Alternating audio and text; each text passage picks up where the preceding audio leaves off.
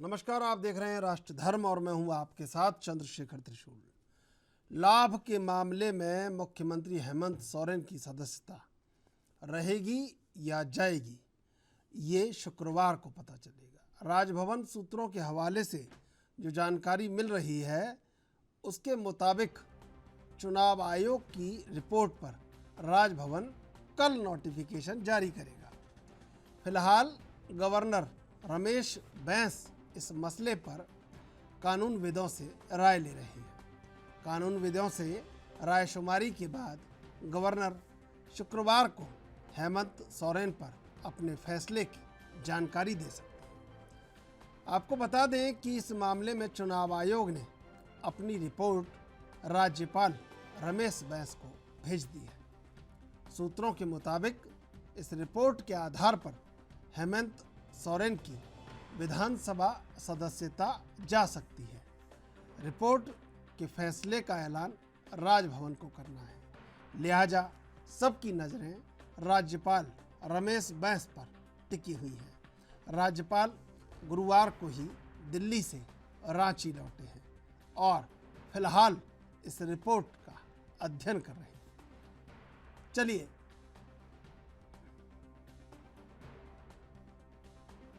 अब हम आपको पूरी कहानी बताते हैं। दरअसल झारखंड में नई सरकार बनने के बाद से ही विपक्ष में बैठी भारतीय जनता पार्टी ने पिछले 2.5 साल के कार्यकाल के दौरान मुख्यमंत्री हेमंत सोरेन के परिवार के सभी सदस्यों पर कई तरह के गंभीर आरोप लगाए। बीजेपी ने 2.5 साल में ऐसा सियासी चक्रव्यूह रचा कि हेमंत सोरेन परिवार का कोई भी व्यक्ति बेदाग नहीं बचा। हर कोई आरोपों का सामना कर रहा है। हेमंत सोरेन, बसंत सोरेन, शिबू सोरेन और कल्पना सोरेन पर तरह तरह के आरोप हैं। इन 2.5 सालों में भारतीय जनता पार्टी ने एक एक करके मुख्यमंत्री के परिवार के सदस्यों पर तरह तरह के आरोप लगाए। सभी को अदालत से लेकर चुनाव आयोग तक पहुंचा दिया। सरकार बनने के बाद सबसे पहले भारतीय जनता पार्टी ने मुख्यमंत्री पर हर आरोप लगाया। बीजेपी ने सीएम पर अपने नाम से खनन लीज आवंटित करने का भी आरोप लगाया और उसके बाद उनकी पत्नी कल्पना सोरेन के नाम से उद्योग विभाग की जमीन आवंटित करवाने का खुलासा भी किया। इसके बाद विधायक बसंत सोरेन के बारे में खुलासा कर दिया कि उन्होंने चुनावी शपथ पत्र में जानकारी छुपाई है। इसके बाद बीजेपी ने शिबू सोरेन के खिलाफ, जो कि हेमंत सोरेन के पिता हैं, लोकपाल में शिकायत कर रखी है। यानी सोरेन परिवार पूरी तरह से विवादों में घिरा हुआ है। बीजेपी ने एक तरह से ऐसा माहौल बना दिया है कि सोरेन परिवार का कोई भी सदस्य बेदाग नहीं बचे और बेदाग नहीं है, ये बात जनता के सामने जाए। शिबू सोरेन के दूसरे पुत्र बसंत सोरेन के साथ एक दिक्कत यह भी है कि उनकी विधानसभा सदस्यता पर भी खतरा मंडरा रहा है। उनके खिलाफ भी चुनाव आयोग में सुनवाई चल रही है। उन पर चुनावी शपथ पत्र में जानकारी छिपाने का आरोप है। खुद बीजेपी ने ही इस मामले को चुनाव आयोग तक पहुंचाया है। बसंत सोरेन के मामले में भी किसी भी क्षण चुनाव आयोग का फैसला आ सकता है। ऐसी उम्मीद है कि हेमंत सोरेन के बारे में फैसला सुनाए जाने के बाद बसंत सोरेन के मामले में भी फैसला सुनाया जा सकता है। बता दें कि बसंत सोरेन के पास भी इस समय मुख्यमंत्री बनने का विकल्प नहीं बचा है। चलिए अब जान लेते हैं कि आखिर ये पूरा मामला क्या है। दरअसल रांची के अनगढ़ा में 88 डिसमिल जमीन पर खदान लीज मामले में झारखंड के मुख्यमंत्री हेमंत सोरेन कुछ माह से चर्चा में। बीजेपी ने इस मामले को लाभ का मामले से जोड़ते हुए राज्यपाल से शिकायत की थी। इसी शिकायत के आधार पर राज्यपाल ने चुनाव आयोग से राय मांगी। 18 अगस्त को इस मामले में चुनाव आयोग में सुनवाई पूरी हुई थी, जिसके बाद चुनाव आयोग ने 50 पन्ने की अपनी रिपोर्ट राज्यपाल को भेजी।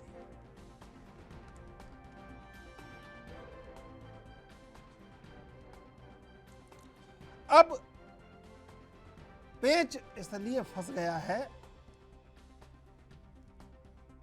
कि जैसे जैसे कहीं ना कहीं बिहार में बीजेपी चोटिल हुई है, बिहार से लगते झारखंड में अब उस चोट का बदला निकालने के लिए शायद अंदर खाने कुछ ऐसा चल रहा है, जिसको लेकर हेमंत सोरेन ये अच्छी तरह समझ चुके हैं कि ये सरकार डगमगा चुकी है, लड़खड़ा चुकी है और गड़बड़ा चुकी है। अब इस लड़खड़ाने और गड़बड़ाने के बीच में बीजेपी अपना हर एक दाव चल रही है। हमने भी जब तकरीबन 20 विधायकों को फ़ोन लगाया तो किसी का भी फ़ोन नहीं लगा। इसका मतलब भी साफ है कि चाहे लोकतंत्र में अवाम की पैरवी कितने ही ऊंचे स्तर पर करने वाले लोग हों, लेकिन क्या वाकई में किसी व्यक्ति के लिए विधायक या लोकतंत्र इतना सरल है कि वो अपनी बात कहने के लिए उससे साधारण तरीके से संपर्क कर सके? क्योंकि जब असाधारण तरीके से ही विधायकों से संपर्क नहीं हो पा रहा है तो निश्चित रूप से साधारण तरीके से कैसे ही होता होगा, यह भी लोकतंत्र के लिए एक सवालिया निशान है। अब ऐसे में हेमंत सोरेन उस खांटी राजनीतिक परिवार से निकले हैं, शिबू सोरेन के पुत्र हैं, जिसने राजनीति के हर एक दावपेच को अपने भीतर जज्ब कर रखा है। अब देखना यह होगा कि शिबू सोरेन ने उन्हें राजनीति के जो दावपेच सिखाए हैं, उन दावपेचों में क्या उनके पास वो दावपेच है जो सत्ता बचा सकता है।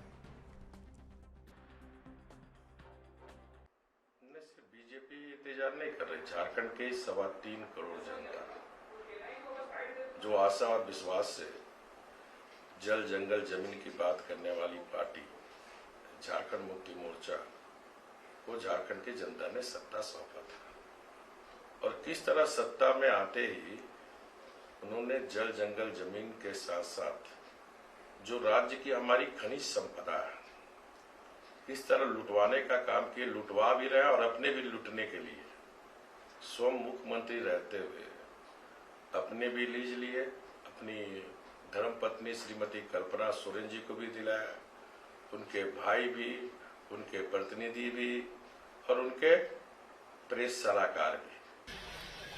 आप सबको मालूम है कि राज्य में बड़ी संख्या में हमारे पुलिस बल कोई जंगलों में, कोई शहर में, कोई नक्सली क्षेत्र में दे रहा है। शांत रहिए ना भाई। सभी लोगों के साथ सभी लोगों की अपनी कुछ व्यक्तिगत भावनाएं होती हैं और व्यक्तिगत उनकी भी जिंदगी होती है। आज सबको जीने का अरे साइलेंट रहिए भाई।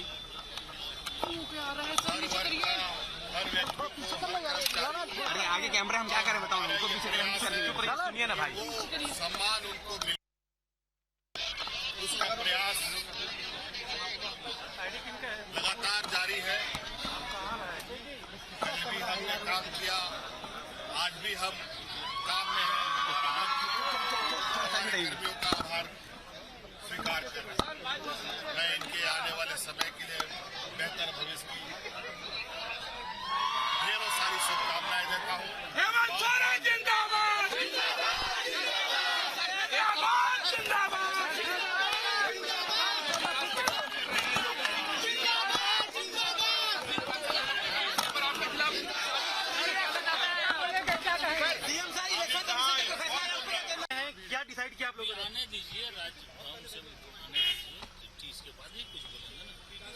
क्या कल विधायकों की मीटिंग भी बुलाई गई आप लोग तरफ से? मोबाइल का है ना, घुसा रहा हूँ। अगर जैसा कि स्पेकुलेशन किया जा रहा है, उम्मीद लगाई जा रही है, अगर डिस्क्वालीफाई हो जाते हैं उसके बाद क्या करेंगे आप लोग? उसके बाद न देखा जाएगा, अभी आई नहीं है, आने दीजिए इसके बाद। यूपीए के बाकी साथियों से आप लोग की बातचीत हुई, क्या कुछ निकल निकला? 50 विधायक एक साथ हैं। चंदा डिस्टर्ब करने लगता है। लंबी मीटिंग भी चली सीएम आवास में।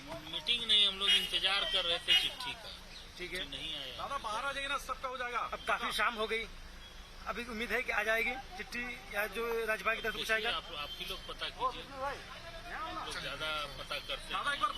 देखिए, राज्य की सत्ता का चर्चित नाम, सत्ता के गलियारों का चर्चित नाम प्रेम प्रकाश, और किन किन राजनेताओं ने, किन किन विधायकों ने, किन किन लोगों ने का काम किया, ये बातें साफ होनी चाहिए। दूसरी बात, किन किन नौकरशाह से उनके क्या क्या संबंध रहे, कौन नौकरशाह को 5 स्टार 5 सितारा होटल में ठहराने का काम प्रेम प्रकाश जी ने किया था, ये भी बातें सामने आनी चाहिए।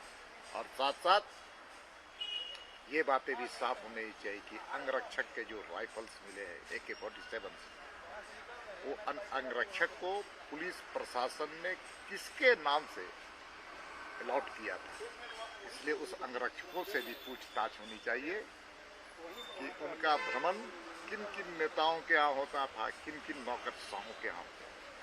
सीआईए लेटर भेजा, आपने कहा कि सत्य की जीत हुई। निश्चित तौर पे विश्वास है, मैं फरियादी हूँ, मैं हमेशा अपेक्षा करूंगा कि सत्य जीते, और सत्य जीतता भी। क्या लेटर पहुंच गया है झारखंड दोनों? आएगा तो मैं, जब पत्र आएगा तो मैं आपके सामने पूरी तरह से बात करने में सक्षम हूं। और इसी मुद्दे पर चर्चा करेंगे। 3 मेहमान इस समय हमारे साथ जुड़े हुए हैं। सुरेंद्र सिंह बीजेपी से, अरविंद जयतिलक राजनीतिक विश्लेषक, परविंदर सिंह नांधारी जेएमएम नेता। आप तीनों का स्वागत है एनबी न्यूज पर। परविंदर सिंह जी, ऐसा दाव फंसा दिया है बीजेपी ने कि इधर गिरो तो कुआं और उधर गिरो तो खाई। अब इस कुआं और खाई के बीच में से हेमंत सोरेन उस दिग्गज नेता के पुत्र हैं जिसने कई सरकारों को बनाना और बिगाड़ना खूब अच्छे से सीखा है, लेकिन इस दाव से कैसे निकलेंगे? सबसे पहले इस चैनल पर मैं पहली बार आया हूँ, इसको बुलाने के लिए आप सभी को चंद्रशेखर जी को धन्यवाद जी, और सबसे पहले सभी को जोड़ा। देखिए, राजनीति का मतलब ही है कि राजनीति, लेकिन पिछले कुछ वर्षों में राजनीति में जो गिरावट आई है उसकी शायद ये पराकाष्ठा है कि विभिन्न राज्यों में जो विपक्षी दलों की सरकार है उसको येन केन प्रकरण, उनको काम नहीं करने देना, उनके विधायक को तोड़ना, और एक नई परंपरा चली है देश में, एक नया कॉन्सेप्ट कायम किया गया है, विधायकों से इस्तीफा दिला दो, पार्टी को तोड़ना, ईडी और सीबीआई का दुरुपयोग करना। उसी की एक ये पार्ट झारखंड में उसका प्रयोग चल रहा है। और सबसे दुर्भाग्यवाली स्थिति है कि राज्यपाल और चुनाव आयोग दोनों को भारतीय जनता पार्टी के लोग ऐसा जैसे कि चुनाव आयोग ने जो डिसीजन लिया है वो शायद भारतीय जनता पार्टी के केंद्रीय कार्यालय में बैठकर लिखा गया है कि जो उसमें एक चीज बताई जा रही है कि राज्यपाल के यहाँ सील बंद लिफाफा गया है। अगर सील बंद लिफाफा गया है तो उस सील बंद लिफाफे के अंदर क्या डिसीजन है वो भारतीय जनता पार्टी के लोग ब्रीफ पहले कर रहे हैं, ट्विटर पर पहले डाल रहे हैं। ऐसा लग रहा है जैसे भारतीय जनता पार्टी के नेता अपने कार्यालय में बैठ के इसको टाइप कराए हैं उस रिपोर्ट को। तो आज चुनाव आयोग के ऊपर सबसे बड़ी उसकी जो लोकतंत्र का बड़ा उस पर भरोसा है लोगों का, जनता जो लोकतंत्र है उस पर आज आंच आने की स्थिति है। चुनाव आयोग जो है उसके ऊपर उंगली उठ रही है। चुनाव आयोग को स्वतः संज्ञान लेना चाहिए। और भारतीय जनता पार्टी के वैसे सांसद जो ये बयान दे रहे हैं कि हेमंत सोरेन की सदस्यता चली गई, स्वतः संज्ञान लेकर उनको उनकी सदस्यता समाप्त करनी चाहिए, उन पर कार्रवाई करनी चाहिए। ये बहुत बड़ा सवाल है। और मैं मीडिया के भाइयों से कहता हूं कि जिस तरह आप झारखंड मुक्ति मोर्चा की कमियों को या किसी भी सत्ता के सत्ता में रही पार्टी के की जो कमियों को आप मीडिया के द्वारा आप जो जनता के बीच लेकर जाते हैं, आपका भी यह फर्ज बनता है कि जो भारतीय जनता पार्टी के सांसद और उसके नेता जो है वो चुनाव आयोग के ऊपर उंगली उठाने का काम कर रहे हैं, जनता के बीच में गलत मैसेज नहीं जा रहा है, गलत मैसेज जा रहा है, उसको आपको जनता के बीच में रखना चाहिए। जी ठीक है, ये बड़ा दुर्भाग्यशाली स्थिति ठीक है है। भाई, ठीक है, ठीक है। सुरेंद्र सिंह जी, सीट 6 आए, 16 आए, 26 आए, आपका संघर्ष सरकार गिराने तक जारी रहता है। क्यों सरकार नहीं चलने दे रहे हैं आप?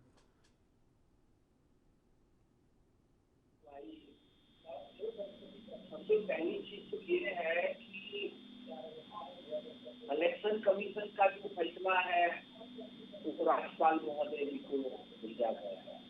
अभी लिफाफा बंद है और झारखंड के अंदर जो है ये तमाम जो नेताएं हैं मुख्यमंत्री आवास पहुंचने का काम किया और जो अभी इन्होंने आरोप लगाया कि बीजेपी हेडक्वार्टर से जो है ये लिफाफा जारी किया गया। सबसे पहली चीज तो मैं आपको बता दूं ये भारतीय जनता पार्टी का हेडक्वार्टर से लिफाफा नहीं है, ये चुनाव आयोग की तरफ से है। जो आपने झारखंड के अंदर झारखंड के लोगों किसान को आपने धोखा दिया, आपने पूरे प्रदेश को जो लूटने का काम आपने किया, तब आपको मालूम था कि आप एक संवैधानिक पद पे हैं। तो जो आपने जो लीज आप अपने नाम कराने का काम किया, आप अपने रिश्तेदार के घर को भरने का जो आपने काम किया, जनता के पैसा के साथ जो आपने हेराफेरी करने का काम किया, तो जाहिर सी बात है कि लिफाफा में वही होगा जो आपने गलत किया। तो ये तो मीडिया में चलाई गई कि लिफाफा के माध्यम से जो है हो सकता है कि उनकी सदस्यता जो है चली गई। अरे मीडिया पे मत डालिए, आप ही के किसी लोग कोई रात को दिन को फ़ोन करता है, कहता है, तभी ये मीडिया पे मत डाला कीजिए। हर चीज़ का रायता हमारे ऊपर मत फैलाया दिया कीजिए। रात रात को फ़ोन करके कह देते हैं ऐसा हो रहा है, वैसा हो रहा है, ये होने वाला है, वो होने वाला है। हाँ,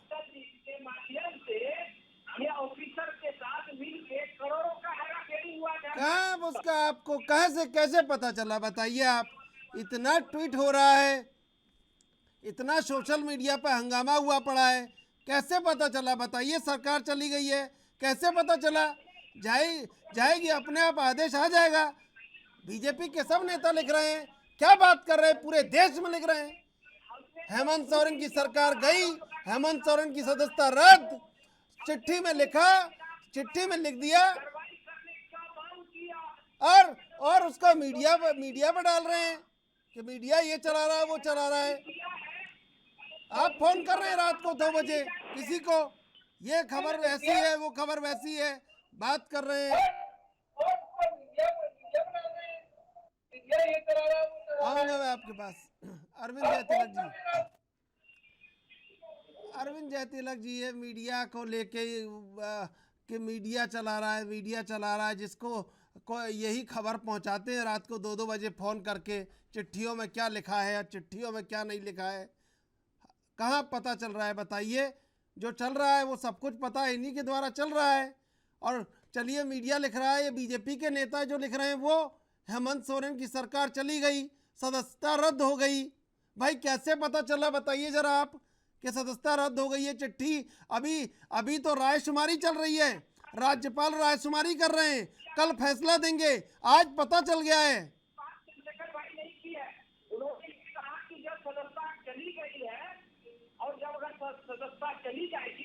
चली गई है क्या? अभी चली गई है क्या? चली गई है क्या? आप काहे फिर इतना खुश हो रहे हैं? आप अपना चेहरा देखिए आईने में, ऐसा लग रहा है आपको कोई वहाँ आपकी मेजोरिटी नहीं है, कोई आपके पास वहाँ इतना समर्थन नहीं है, सरकार बनाने का कोई चांस नहीं है, जबरदस्ती सूतना कपास जुलाए लट्ठम लट्ठा।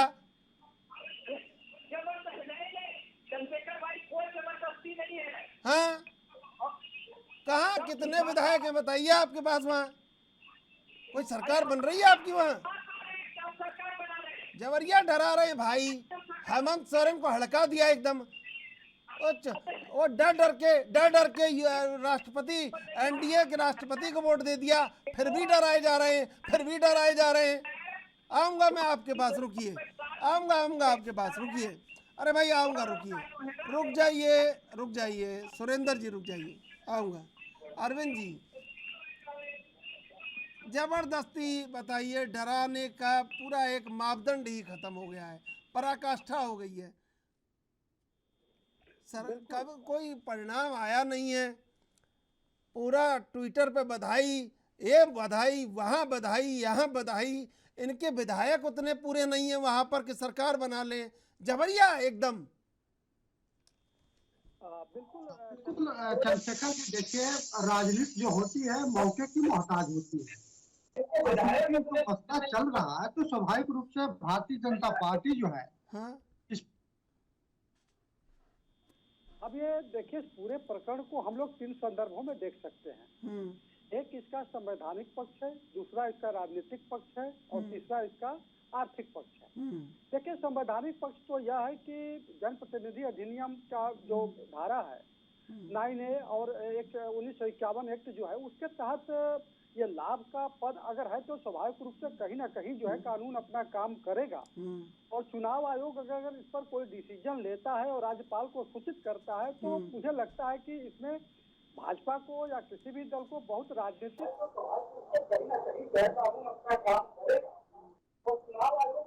वो कहीं ना कहीं जो है वो लोगों के सामने आता है, और यह राजनीतिक तौर पर उचित नहीं माना जाएगा, पहली चीज।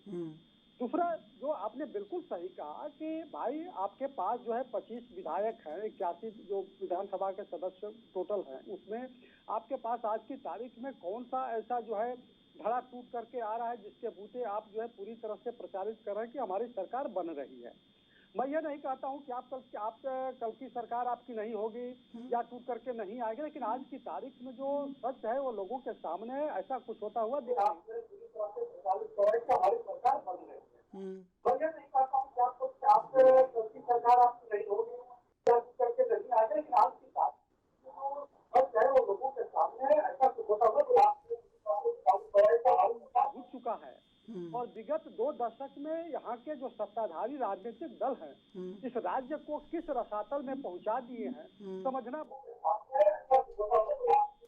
मैं 2022-23 का भी बजट देख रहा था, 1.1 लाख करोड़ का बजट पेश हुआ है, और राज्य की कुल देनदारियां मैं देख रहा था 1.09 लाख करोड़ है। यानी अगर जीएसडीपी देखें तो माइनस में जा रही है। प्रत्येक व्यक्ति पर जो है करीब 26,000 रुपए कर्ज है। यह हालत है। जब इसके साथ 2 और राज्य बने थे, उत्तराखंड और जो है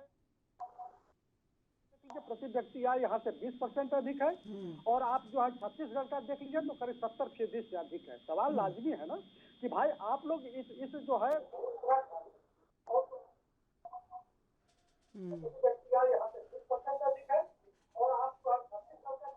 आप जिस वादे के साथ जो है सत्ता में आते हैं, लोगों को क्या दे रहे हैं? आपके जो अधिकारी हैं उनके यहाँ जब ईडी का छापा पड़ता है तो सैकड़ों करोड़ पकड़ा जाता है। आप जिस पद पर बैठे हैं, कहा जाता है कि नैतिकता के उच्च आदर्शों का परखा जाना कभी खत्म नहीं होता, चाहे मुख्यमंत्री हो, मंत्री हो, सामान्य गांव का प्रधान हो।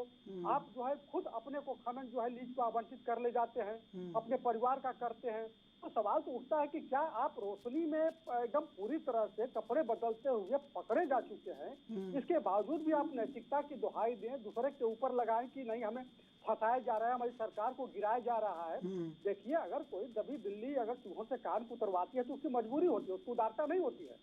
आप रंगे हाथ पकड़े गए हैं, और अब आप जो है चुनाव आयोग के ऊपर भी आप आरोप लगाएंगे कि वह जो है गलत कर रहा है। आप क्या सोनिया गांधी 2006 में उनको इस्तीफा नहीं देना पड़ा था? ऑफिस ऑफ प्रॉफिट के मामले में जया बच्चन को 2006 में नहीं देना पड़ा था? आप खुद जो है शिबू सोरेन जी जो है 2001 में जो है जब स्वास्थ्य क्षेत्र के जब ये सांसद होते हुए अध्यक्ष बने थे, क्या वो नहीं दिए थे? तो ये इसका एक जो संवैधानिक पहलू है, इसको आप इग्नोर नहीं कर सकते हैं। और भारत एक संवैधानिक राष्ट्र है, और यह मामला जो है सुप्रीम कोर्ट तक जा पहुंचा और उस पर उसका अपना डिसीजन आ चुका है।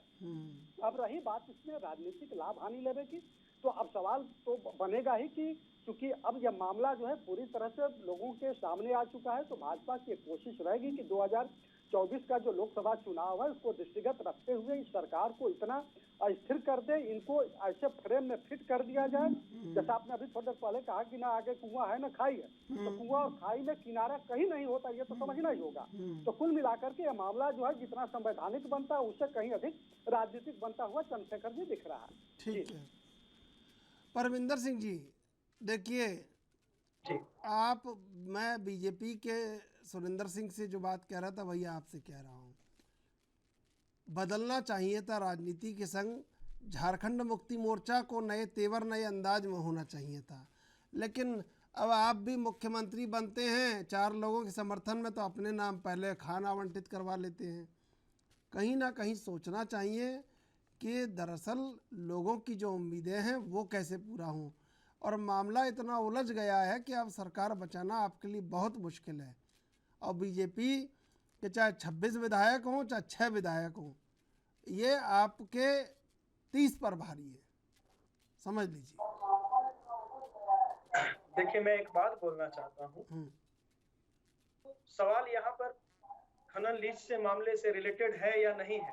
मुझे बताइए कि महाराष्ट्र में कौन सा खनन लीज का मामला था, दिल्ली में कौन सा मामला है कि जो भारतीय जनता पार्टी राज्य सरकारों को अस्थिर करने का कोशिश कर रही है, मध्य प्रदेश में कौन सा खनन सा मामला था कि 22 विधायकों से इस्तीफा दिलवा दिया गया।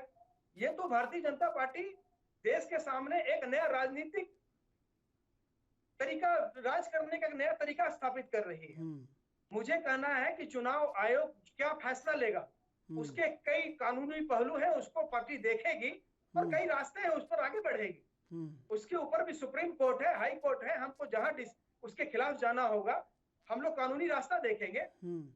सिर्फ ये नहीं है कि चुनाव आयोग पर हम लोग, एक चुनाव आयोग की एक अपनी एक संवैधानिक संस्था है, मैं तो कहता हूं अगर उस पर उंगली उठाई तो उनको खुद आकर उस पर बयान देना चाहिए, स्वतः संज्ञान लेना चाहिए। आज के 3 दिन पहले भारतीय जनता पार्टी के एक सांसद ट्वीट करते हैं कि काम हो गया, 2 विधानसभा क्षेत्रों में अब चुनाव होगा।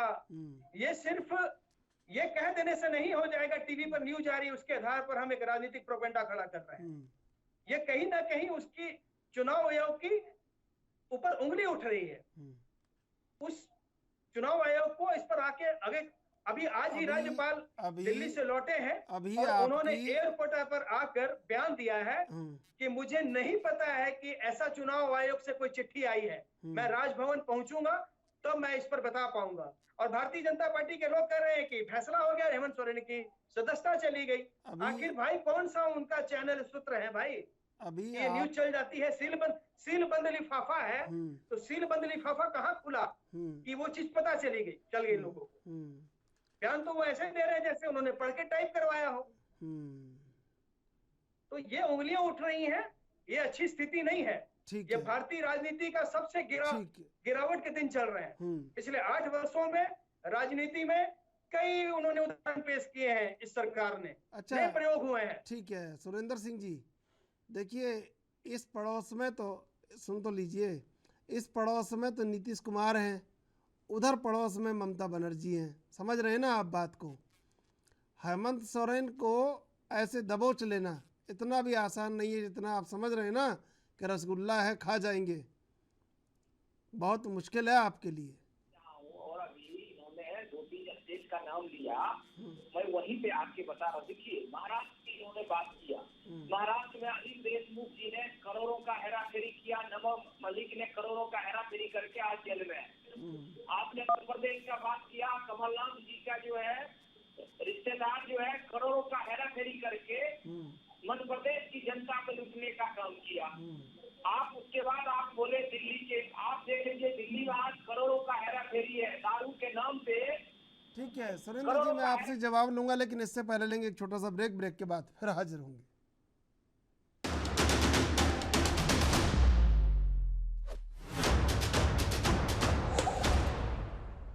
सीधे चलेंगे मेहमानों के पास। सुरेंद्र सिंह जी, सवाल ये है कि आखिर झारखंड में आपके पास वो कौन सी स्थिति है जिसमें आप सरकार बनाने के लिए इतने उत्साहित और इतने प्रसन्न नजर आ रहे हैं? चंद्रशेखर भाई देखिए, हम सरकार बनाने के उसमें तो है नहीं अभी। हमने तो ये नहीं कहा कि हम कल सरकार बना रहे हैं, हमने ये कहा कि सरकार बर्खास्त करो। जो करप्ट लोग हैं, जो करोड़ों का हेरा फेरी किया है, जो प्रदेश को लूटने का काम किया है, वो सत्ता में कैसे बने रहेंगे? आप ही बताइए, प्रदेश की जनता के साथ जो धोखा देगा उसको सत्ता में बने रहने का हक है क्या?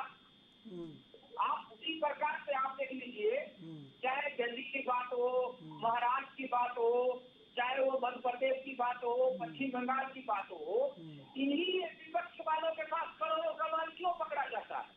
इसका जवाब दे दे। हेरा फेरी यही लोग क्यों करते हैं?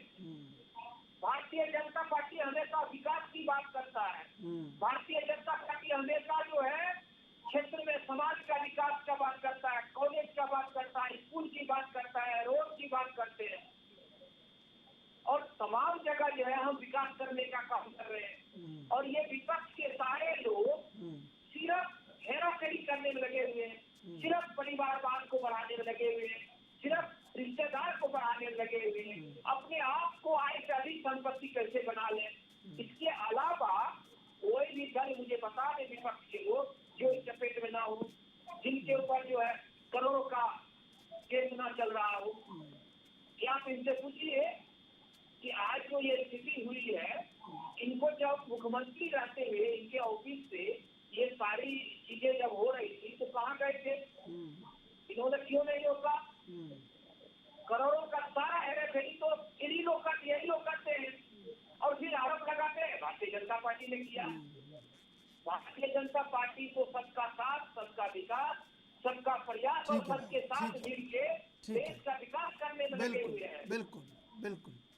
अरविंद जय तिलक जी, क्या लगता है, लोकतंत्र में तो कहीं ये लिखा नहीं था कि आप आएँ फिर अपनी बहू को विधायक बनवा दें, फिर अपने भाई को बनवा दें, भतीजे को बनवा दें, भतीजे के बेटे को बनवा दें, पूरे घर को बनवा दें, दादी अम्मा सबको बनवा दें, तो कहीं नहीं लिखा था। लेकिन चूंकि ये परिपाटी चल पड़ी, नहीं लगता है कि हेमंत सोरेन को इस परिपाटी को रोकना चाहिए था और उन्होंने एक कदम और आगे बढ़ते हुए अपने नाम खनन लीज भी करवा ली। अब बीजेपी आखिर इतने सारे दाव हों तो कैसे न चाल चली? बिल्कुल चंद्रशेखर जी, आपने सही कहा। देखिए, विरासत की सियासत का मलाई खाना तो अलग चीज है, लेकिन उसे संभालना बड़ा मुश्किल होता है। और ये लोग नैतिकता की बात करते हैं। आप देखिए, क्षेत्रीय अस्मिता की बात उठा करके ये लोग सत्ता में पहुंच जाते हैं। बगल में बिहार राज्य था, कर्पूरी ठाकुर साहब मुख्यमंत्री हुआ करते थे, उनके बेटे रामनाथ ठाकुर जो थे, उनको सीधे उन्होंने मना कर दिया कि मेरे मुख्यमंत्री रहते, मेरे राजनीति में रहते हुए आप जो है राजनीति में नहीं आएंगे। बिहार के पहले मुख्यमंत्री श्री कृष्ण बाबू ने भी अपने लड़के शिवशंकर सिंह को कह दिया था कि मेरे रहते आप राजनीति में नहीं आएंगे। बहुत अच्छी बात आपने, बहुत अच्छी बात आपने कही, मैं कई बार जिक्र करता हूँ, बहुत अच्छी बात आपने कही। जी चंद्रशेखर जी, तो अब लेकिन ये जो एक समाजवाद का एक जो पट्टा है, या यह कह लीजिए कि इससे मिलता जुलता जो वाद चलता है, ये जितने जो राजनीतिक दल है अपने गले में झुला लिए हैं। यह जो सामान्य घटना नहीं है कि आप जो है एक राजनीति में रहते हुए वंशवाद को, चलिए हम मान लेते हैं, ठीक है आपने वंशवाद का किया। बगल में उड़ीसा राज्य तो है, नवीन पटनायक 5 बार से मुख्यमंत्री हो रहे हैं। आदरणीय नामधारी जी कह रहे हैं कि महाराष्ट्र से लेकर के कहां कहां सरकार को फंसाया जा रहा है। हम कहते हैं कि उड़ीसा राज्य के मुख्यमंत्री को कोई क्यों नहीं फंसा देता? क्यों नहीं फंसा देता? सवाल तो लाजमी है ना, वो लगातार जो है वहाँ बहुत अच्छी बात आपने कही है, बहुत बिल्कुल सटीक बात आपने कही है। बिल्कुल, सवाल तो है कि आप अगर रंगे हाथ जो है आप पकड़े जाएंगे तो आपको कोई भी फंसा देगा। देखिए, कैंसर को खत्म करना है तो उसके कीड़े को मारना बड़ा जरूरी होता है। तो मेरा तो ये कहना कि कोई भी राजनीतिक दल सत्ता में आए तो अपने विपक्ष के जितने भी चोरी करने वाले लोग हैं उनको फंसाए, और वो जब आए तो उन चोरी करने वाले लोगों को फंसाए। कम से कम इसी बहाने जो एक जो भ्रष्टाचार की जो ये दरिया बहाई जा रही है वह जो खत्म हो। ये 1993 में जो नरसिम्हा राव की सरकार बचाई गई थी, जिसमें 4 सांसद झामुमो के थे, क्या उसमें शिबू सोरेन साहब नहीं थे? क्या क्या वो मामला क्या किसी से छिपा हुआ है? सवाल देखिए बहुत आगे बढ़ करके, आप जिसके ऊपर अगर आप लांछित करेंगे तो वो कहेगा कि नहीं मैं तो दूध का धुला हूँ। चारा घोटाला से पहले लालू प्रसाद यादव क्या कहा करते थे? नतीजा क्या निकला? जेल गए कि नहीं गए? हरियाणा में शिक्षक भर्ती घोटाला में ओम प्रकाश चौटाला कहा करते थे कि हम दूध के धुले हैं, जेल गए कि नहीं गए? आज से अधिक संपत्ति के मामले में जयललिता गई कि नहीं गई? ऐसे सैकड़ों उदाहरण हैं इस देश में। तमाम जो है IAS IPS भ्रष्टाचारी और जेल में है। तो सवाल लाजमी है कि यह भारत जो है कोई राजतंत्रात्मक देश नहीं है, एक संवैधानिक गणराज्य है। यहाँ पर जनता निर्वाचित करती है, आपसे उम्मीद करती है कि आप जो है देश को आगे ले जाएंगे, प्रदेश को आगे ले जाएंगे। आप 2000 में राज्य का गठन होता है, 2022 तक 22 सालों में आप लोगों ने जो भी सत्ता में रहा, चाहे वो भाजपा रही, कांग्रेस रही, कोई भी दूध का धूली नहीं है। उस राज्य के बदहाली के लिए कोई हम ये नहीं कहेंगे कि जो मौजूदा सरकार है वही जिम्मेदार है, इसके लिए सभी लोग जिम्मेदार है। आज जो बदहाली की स्थिति 28 राज्यों में 25वें नंबर पर राज्य खड़ा है, क्या ये सबके लिए जिम्मेदार लोग नहीं है? अगर फिर भी अगर कहते हैं कि नहीं हम जो है साफ हैं, दूध के धूले हैं, तो वो झूठ की जुबान जो है बुढ़ापे की जान की तरह होती है। जिस दिन वह जेल की सलाखों के पीछे लोग जाएंगे ना, कानून अपना काम करेगा, उस दिन पता चलेगा कि आखिर सच्चाई क्या है। चंद्रशेखर जी देखिए नामधारी जी, बहुत एक गहरा सवाल है। आप भी भारतीय हैं, कई बार नहीं लगता कि राजनीतिक जो बड़े कद्दावर व्यक्तित्व हैं, बड़े छत्रप हैं, उन्होंने वो मिसाल कायम करने की कोशिश नहीं की जो मिसाल उन्हें कायम करनी चाहिए थी, और शायद उसी का खामियाजा इस कदर भुगतना पड़ रहा है कि बीजेपी हर जगह हावी हो जाती है और बिल्कुल नेस्तनाबूद कर देती है विपक्ष को, कई बार छत्रपों को। उसका सबसे बड़ा कारण ये है कि बहुत अच्छी बात अभी कही जयतिलक जी ने कि क्यों नहीं नवीन पटनायक को वहाँ जाके पकड़ ले रहे हैं। बताइए, 5 बार से सत्ता में 22 साल से लगातार, इस बार भी 112 सीटों पर बीजेडी है और मात्र 30 सीटों पर 26 सीटों पर वहाँ पर बीजेपी है। तो क्यों नहीं वहाँ ईडी क्यों नहीं पहुँच पा रही है? क्यों नहीं उन पटनायक को गिरफ्तार कर ले रही है? देखिए, कई बार ताली जो है वो दोनों हाथ से बजती है। हम इसको समझने के लिए अपने अपने प्रतिकार कर देते हैं, अपने अपने शब्दबाण चला देते हैं। मैं बहुत गहरा सवाल आपसे पूछ रहा हूं और उम्मीद है कि उसी भाषा में, जिस भाषा में मैंने पूछा है, उसी में जवाब भी देंगे। बड़ा अच्छा सवाल आपने उठाया है। समय समय पर जो राजनीति है अपने तरीके से गढ़ी जाती है। नवीन पटनायक जी इसलिए अच्छे हैं क्योंकि वो भारतीय जनता पार्टी को समय समय पर समर्थन देते आए हैं। वहां पर परिवारवाद नहीं आया। वो भी एक बीजू पटनायक जी थे, उनके पुत्र हुआ करते हैं। क्या वहां पर परिवारवाद नहीं था? भारतीय जनता पार्टी को सिर्फ झारखंड में परिवारवाद दिखता है? पंकज सिंह, राजनाथ सिंह के पुत्र जो उत्तर प्रदेश में, वो परिवारवाद नहीं है? अनुराग ठाकुर जो हिमाचल के, जो प्रेम कुमार धुपल जो पूर्व मुख्यमंत्री, उनके पुत्र, वहां परिवारवाद नहीं है? देखिए, ये सब चीजें जो हैं वो समय समय पर जरूरत के हिसाब से उपयोग की जाती है। मैं सबकी कद्र करता हूं कि सबके अपनी, अरविंद जी की भी बहुत अच्छी बात बोल रहे थे कि ठीक है, नैतिकता की बात पर फिर से इस पर विचार होना चाहिए, लेकिन नैतिकता की मिसाल कायम करेगा कौन?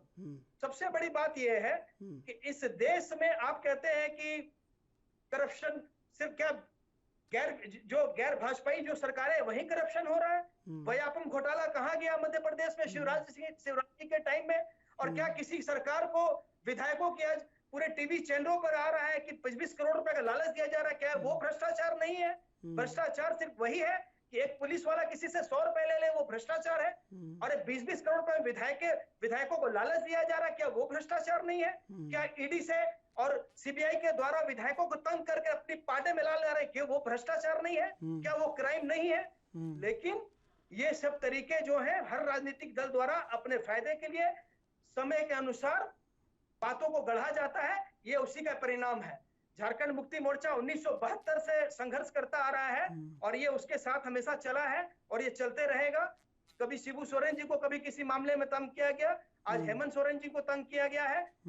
रघुवर दास जी हाथी उड़ा रहे थे, क्या वो करप्शन नहीं था? आज जो प्रेम प्रकाश जी के साथ मीडिया चैनल चला रहा है कि हेमंत सोरेन के करीबी, सच्चाई तो यह है वे रघुवर दास के करीबी ही थे। राजबाला वर्मा के टाइम में अंडे का जो अरे काम अब उनको मिला था, देखिए, अब मिड डे मील देखिए का, वो देखिए भाई, राघुवर दास जी के देखिए टाइम में सुनिए मिला। क्या वो सुनिए, करप्शन नहीं अरे था? भाई सुनिए, आप नामधारी जी, आप कह रहे हैं कि रघुवर दास के भी करीबी थे। जब आपको पता था कि ये उनके करीबी हैं और ये गोलमाल में लिप्त हैं, तो फिर वो आपके करीबी क्यों हो गए भाई? हमारे कहाँ करीबी हैं, कहाँ करीबी हैं? क्या हमने किया है उनके लिए भाई? ये तो मीडिया में एक चलाया जा रहा है कि हेमंत सोरेन जी का करीबी। क्या हेमंत सोरेन जी उनको काम दे दिया है भाई? काम तो रघुवर दास जी ने दिया है उनको। नहीं, आपने आज क्या उनको मिसाल प्रेम कायम प्रकाश कर से दी? इतना बड़ा प्रेम प्रकाश ईमानदारी को इतना की, बड़ा जो बना है चेहरा, वो रघुवर दास जी की देन है। ईमानदारी की क्या मिसाल कायम की आपने? क्या वाकई में हेमंत सोरेन को अपने नाम से खनन एक लीज बात आवंटित बताइए। करवानी चाहिए थी? भाई खनन लीड उन्होंने कही थी, उन्होंने जो उसको सरेंडर कर दिया, जब उनको लगा कि उनकी जानकारी के भाव में उसको किया गया है, तो उनको लगा कि गलत, उन्होंने तुरंत उसको सरेंडर देखिए कर दिया। ना आप, उसको कोई काम किया है, ये उस पर आप कोई ये काम नहीं हुआ ऐसा है, सफेद ना ही झूठ जो उन्होंने बोल कोई रहे काम हैं किया ना, है। ये जो सफेद झूठ बोल रहे हैं ना आप, ये नामधारी जी ठीक नहीं है। ये बिल्कुल भी ये ठीक नहीं सफेद झूठ नहीं है, ये बिल्कुल सच है। सफेद झूठ ये है, और तो इस सफेद झूठ को आप बिल्कुल अच्छी सच तरह है। जान रहे हैं। और मैं रुकिए भाई, रुकिए, अगर मैं झूठ बोल मैं रहा रुकिए हूँ, ये रुकिए जो भी निर्णय आएगा, रुकिए उस पर जब हम लोग अरविंद उस जय निर्णय तिलक पर आगे जी, बढ़ेंगे तो चीजें सामने आ अरविंद जय जाएंगी। तिलक जी, अरविंद जय तिलक जी, खनन लीज हो रही है मुख्यमंत्री के नाम से और मुख्यमंत्री को इसकी जानकारी नहीं है, और मुख्यमंत्री उसको सरेंडर कर रहे हैं। क्यों नहीं उन 4 अब अधिकारी आईएएस को गिरफ्तार करवा दे रहे हैं कि ये इन्होंने मेरे नाम से षड्यंत्र रच के? क्यों नहीं 120B में गिरफ्तारी उनकी हो जा रही है? कहाँ उनके साइन, किसने झूठे उनके साइन किए? क्यों नहीं उसकी फॉरेंसिक जांच हो पा रही है? बताइए, कैसी बात कर रहे हैं भाई? देखिए, ये जो खनन मिल का मामला है ना, ये मुख्यमंत्री रहते में नहीं हुआ है। पहली बात तो कि मुख्यमंत्री रहते उन्होंने खनन लीज नहीं अरविंद जी, मैं अरविंद जी से जवाब जानना हूँ। अरविंद जी, एक शेर है ना कि खूब पर्दा है कि चिलमन से लगे बैठे हैं, सांप छुपते भी नहीं सामने, नजर आते भी नहीं। वही हाल जो है आज झामुमो की हुई है। आपके नाम से जो है, आप प्रदेश के मुख्यमंत्री हैं, और आपके नाम से कैसे कोई अधिकारी, किसकी हिम्मत है? राज्य में तो मुख्यमंत्री के आदेश के बगैर एक पत्ता तक नहीं मिलता है, और आप कह रहे हैं नामधारी जी की उनके नाम से जो है किसी अधिकारी ने कर दिया। जेल में डलवा दीजिए उस अधिकारी को। बिल्कुल बिल्कुल। दूसरी चीज देखिए, ये जो गोल्ड, जो ब्लैक गोल्ड है ना, ये इसका जो आकर्षण है, इससे बचना आसान नहीं है। आप देख लीजिए 1993 से लेकर के 2014 तक जब ये मामला कोलगेट का जब सामने आया, तो सुप्रीम कोर्ट ने 214 जो है खदानों को निरस्त किया। ये किसके खदान थे? ये जो अभी कोयला मंत्री रहे राज्यों में, केंद्र में रहे, उनके रिश्तेदारों का था, नातेदारों का था, उनके साले का था, सरहज का था, पत्नी का था। ये करामात हुई है। ये जो राज्य के नागरिकों के जो है फसली को और उनके खून को जो चूस लिया गया है, और आज की तारीख में देखिए, ये देख लीजिए झारखंड की क्या स्थिति है। कम से कम रहम तो करिए भाई, आप लोग वहाँ सत्ता चला रहे हैं, चाहे भाजपा के हों, चाहे आप झामुमो के हों, वहाँ के नागरिकों के। एक मैं उदाहरण देता हूँ, एक छोटी सी बात। चौधरी चरण सिंह कर्पूरी ठाकुर के घर गए थे, तो उनका माथा जो है जब घर में घुस रहे थे तो चौखट से टकरा गया। उन्होंने कहा कि अरे कर्पूरी से जरा घर तो सही करा लो। तो उन्होंने कहा कि बिहार के जब तक एक नागरिक का जो है घर सही नहीं होगा, कर्पूरी का घर ठीक होकर के क्या करेगा? आप हेमंत सोरेन हो, शिबू सोरेन साहब हो, मैं उनकी इज्जत करता हूँ। आप तो उन हाशियों के लोग के हैं, वंचित लोग के हैं, जिनकी पीड़ा तो आपके मन में, मस्तिष्क में होनी चाहिए। कम से कम जो है अपने आसपास के लोगों का ही तो भला करिए। मनरेगा में आप किस तरह आपके राज्य की एक अधिकारी जो है क्या गुल खिलाती है, 150 करोड़ रुपए की संपत्ति उसकी बरामद होती है, वो खूंटी में रहते हुए। क्या आपसे ये छिपा रहा? किस तरह से पंकज मिश्र नाम के जो है एक व्यक्ति के यहाँ पड़ता है, उससे जो तार संबंध जुड़ते हैं, क्या ये किसी से छिपा है? मैं ये नहीं कह रहा हूँ कि केवल आप ही के पार्टी में ऐसे लोग हैं, और पार्टियों में है। लेकिन आप आज सत्ता में है, तो अगर भाजपा इतनी ही बुरी है, इतना ही बुरा शासन किए, घोटाला किया, तो आप भाजपा के नेताओं पर, उनके मुख्यमंत्री पर क्यों नहीं वहाँ मुकदमा करा रहे हैं? क्या आपको कोई रोक रखा है? आपका हाथ बांध रखा है? आप केवल यह कहेंगे कि ईडी जो है भाजपा पर नहीं कर रही है, सीबीआई नहीं कर रही है। तो आज तो आप शासन में है ना, भाजपा के जो लोग भ्रष्टाचार किए उनके गर्दन को मरोड़िए, उनके खिलाफ मुकदमा कराइए, उनके अदालत तक घसीटिए। लेकिन आप ऐसा नहीं कर रहे हैं। आखिर क्या वजह है भाई? चंद्रशेखर जी, क्या क्या वाकई में नामधारी जी ये सच नहीं है जो अरविंद जयतिलक जी कह रहे हैं? वो मिसाल, वो उदाहरण कहाँ चले गए बताइए? आप तो सब अपना घर भरने लगे और आवाम ढूंढती रही कि ये हमारे लिए जाने क्या करेंगे। झारखंड तो बदल ही नहीं पाया। पिछले 20 सालों में तो हाल और बुरा है। सरकार बीजेपी की भी रही, सरकार झारखंड मुक्ति मोर्चा की भी है वर्तमान में। देखिए, हेमंत सोरेन जी के सत्ता के आने के बाद पारा टीचरों की सारी मांगों को, उनको सारी समस्याओं को हेमंत सोरेन जी ने सुलझाया। आंगनबाड़ी सेविकाओं का जो लाठीचार्ज करवाया था रघुवर दास जी ने, उस मामले को हेमंत सोरेन जी ने सुलझाया। और आज का दिन सबसे बड़ा झारखंड के लिए ऐतिहासिक है, जो 20 वर्षों में नहीं हुआ। पुलिस की समस्याओं को हेमंत सोरेन जी के नेतृत्व में इसको किया गया। आदिवासी जो महोत्सव, जनजाति महोत्सव मनाया गया, वो पहली बार झारखंड में बनाया गया। और जो आदिवासियों की विलुप्त हो रही थी जनजाति सभ्यता, उसको राष्ट्रीय पटल पर रखने का काम हेमंत सोरेन जी ने किया। यही तकलीफ है। कर्पूरी ठाकुर जी से आप तुलना कर रहे हैं हेमंत सोरेन जी का, मैं आपसे आग्रह करूंगा तो दूसरे पक्ष को भी देखिए, जरा अटल बिहारी वाजपेयी जी से नरेंद्र मोदी जी की तुलना भी कीजिए कि अटल बिहारी वाजपेयी जी क्या थे और नरेंद्र मोदी क्या है। सिर्फ सत्ता पा लेना ही ताकत के बल पर, आज आपके पास सत्ता है, आप ताकत से चला लीजिए, लेकिन याद रखिए जो शेर की सवारी करता है एक दिन शेर उसको भी खाएगा। ये बहुत मार्के कीजिए, याद रखा जाना चाहिए। आज आप कुछ कहना चाह रहे हैं आपसे अरविंद जयतिलक जी, कुछ कहना चाह रहे हैं आपसे? अरविंद जी कुछ कहना चाह रहे हैं आपसे? आदरणीय नामधारी जी, मैं ये कहना चाहता हूँ कि आप जिस समाज से आपकी पार्टी के मुखिया आए हैं, वो कम से कम जो उनके अंदर तो एक चेतना होना चाहिए, एक संवेदना होना चाहिए कि राज्य का जो डेवलपमेंट है सबसे पहले उन हाशिए के लोगों तक पहुंचना चाहिए। क्या आप दावे के साथ कह सकते हैं कि इन 20 साल में आपके जो शिबू सोरेन जी थे 3 बार मुख्यमंत्री रहे, 2 बार, ये दूसरी बार आपके हेमंत सोरेन जी है, 5 बार ये लोग मुख्यमंत्री रह चुके हैं। क्या उनका जो है प्रति व्यक्ति या जो हाशिए के लोगों का है या राज्य के लोगों का है, कुछ बदला है? आपकी जितनी तो बजट है उससे ज्यादा तो आपकी देनदारियां हैं। आप क्या कर रहे हैं? आप सांस्कृतिक महोत्सव मना रहे हैं, आप सब कुछ कर रहे हैं, ये आपकी जिम्मेदारी है, कोई एहसान नहीं। या कोई भी राज्य में कोई सरकार कर रही है तो कोई एहसान नहीं कर रही है। और क्यों नहीं होना चाहिए कर्पूरी ठाकुर से?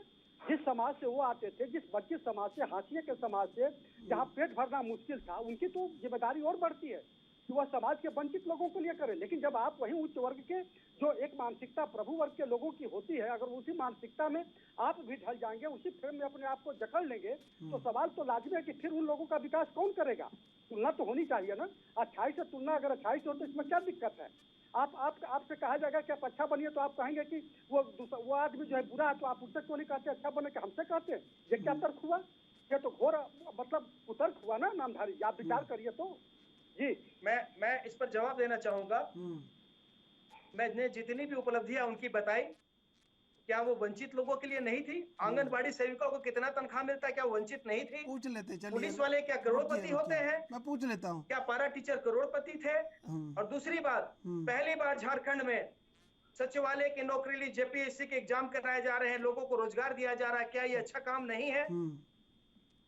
देखिए, जैसा एक प्रोपेगेंडा खड़ा किया जा रहा है देश में कि बस जो भी विपक्षी सरकार है वो गलत है, भ्रष्टाचारी है, वो काम नहीं कर रही है। पहली बार 20 वर्षों में इस झारखंड की धरती, पहले 2 साल हेमंत सोरेन जी को कोरोना से लड़ाई लड़नी पड़ी है। उस समय सबको समझने की जरूरत है कि 2 साल मुख्यमंत्री जी को कोरोना से लड़ाई लड़नी पड़ी है। उसमें भी उनके नेतृत्व में झारखंड में कम नुकसान हुआ और बाहर में रहे देश विदेश के लोगों को उन्होंने यहाँ पर वापस बुलाकर एक मिसाल पेश करने का काम किया था।